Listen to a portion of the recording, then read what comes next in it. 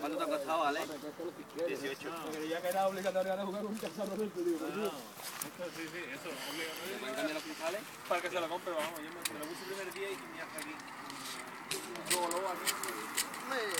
Yo estoy acostumbrado a la mascarilla. ¡Y la madre cuando he llegado! Así sí. Ahora sí ha pegado un poquito a jugar, la verdad. Porque le mete altura. Y ahora cae, Yo, coño, no le metas altura. Exactamente, porque le mete altura. Que tú eso lo pones más para abajo y lo recoges en el barrio.